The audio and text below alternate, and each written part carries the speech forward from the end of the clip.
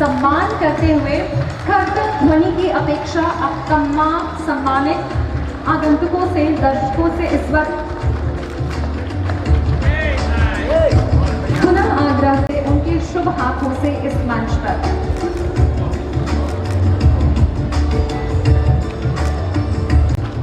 माननीय अध्यक्ष बिहार विधानसभा श्री विजय कुमार सिन्हा जी का इस मंच पर सम्मान करते हुए, उन्हें सम्मानित करते हुए लगातार कर्तव्य ध्वनि की अपेक्षा आप तमाम लोगों से, क्योंकि ये आपके जनप्रतिनिधि हैं, ये वो व्यक्ति हैं जो बिहार की बागडोर को बड़ी मजबूती से संभाल कर इन्होंने रखा है। बिहार को विकास के पथ पर और तेजी से आगे लेकर जाएंगे, यही हमारी अपेक्षा है।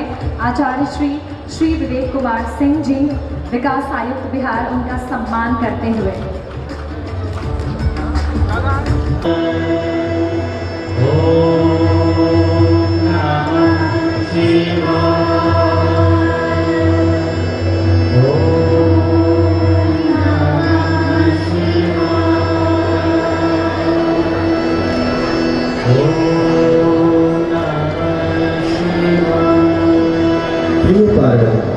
देखो ना, कुदरत की क्या कारसाज है।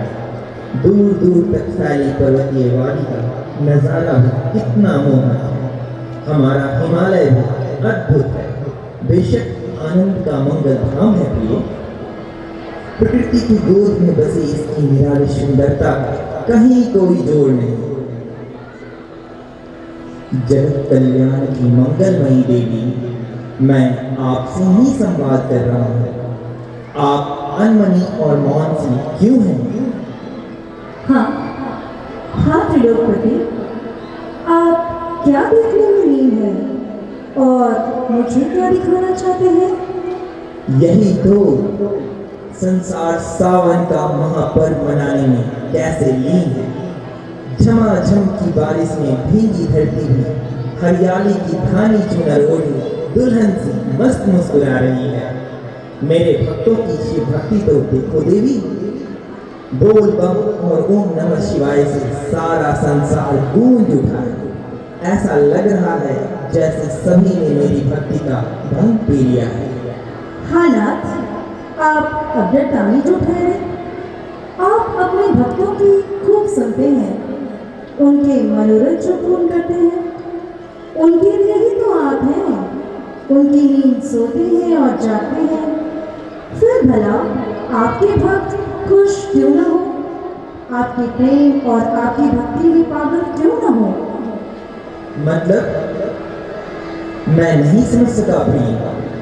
आप सामान्य और सहज सी बातों को भी रहस्यमयी बना देती हैं।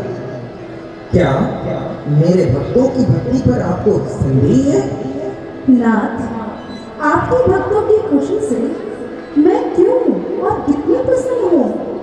आप खुश होइए, आपके भक्त खुशी में झूमे नाचे। आइए, इनकी खुशी में हम लोग भी शामिल हो जाते हैं।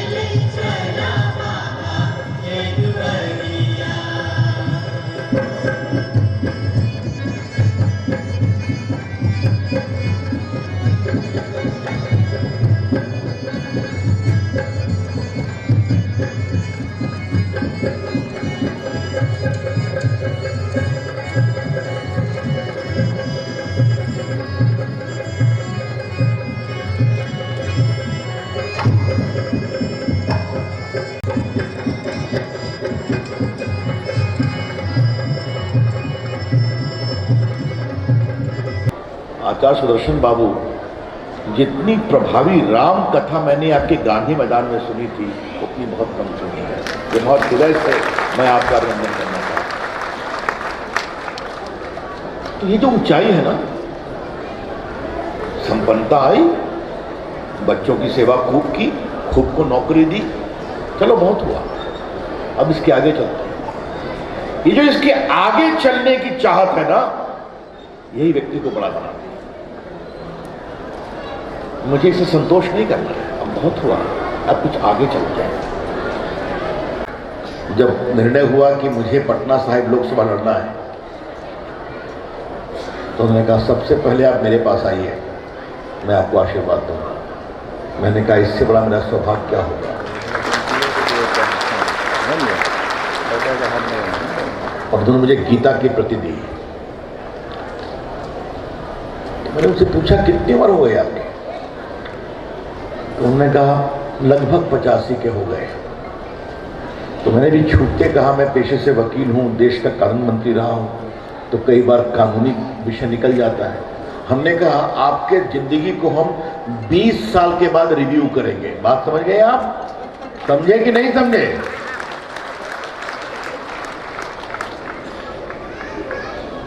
देखिए, मैंने उनको जिंदगी में सिर्फ एक बार भावुक देखा है, जब मुन्ना की माता जी गुजरी, उनकी बाकी बहन बेटी सब यहाँ है, मैं उनसे मिलने गया था। एक शब्द होता है स्थित प्रज्ञ।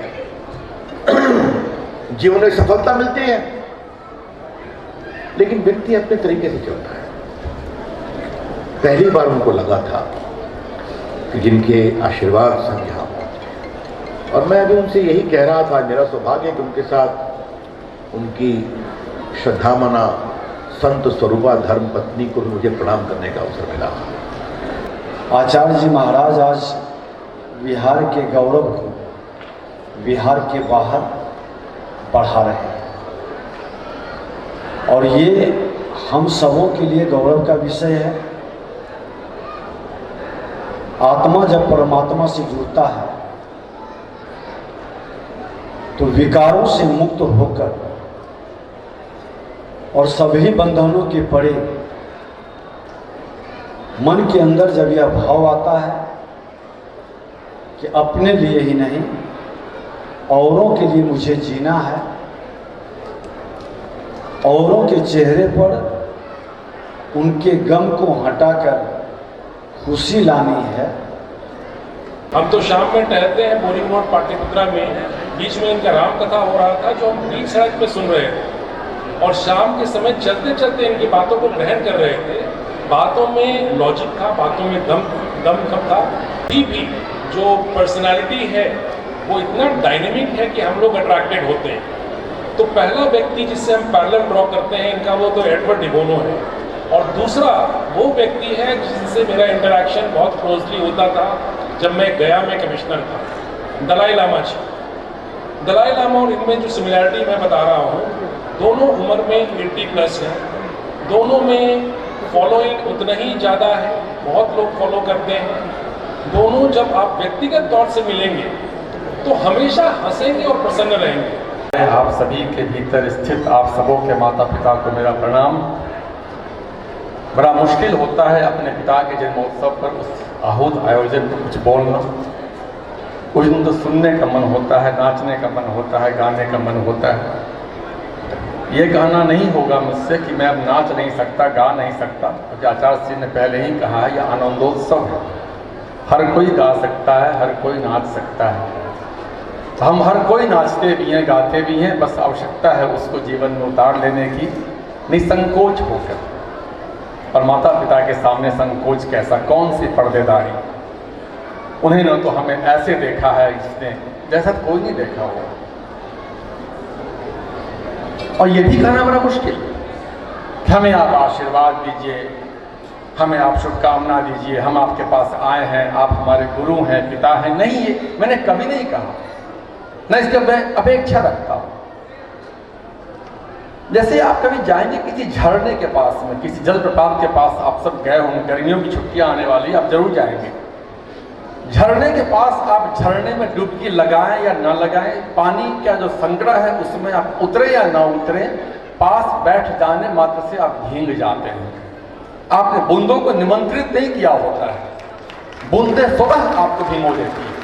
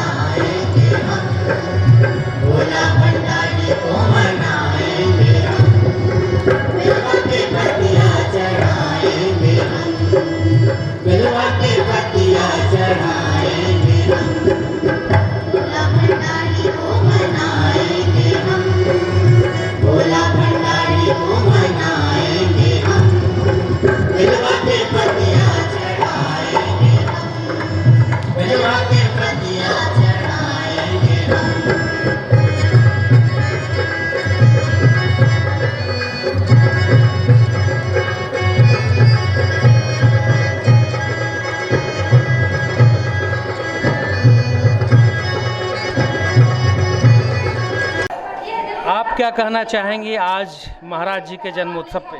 मैं यही कहना चाहती हूँ, जय सुदर्शन जय बिहार। ग्रुप में है और हम लोग को यहाँ परफॉर्मेंस करके इसके मेमोरियल बहुत बहुत हर्ष हो रहा है, बहुत खुशी हो रही है।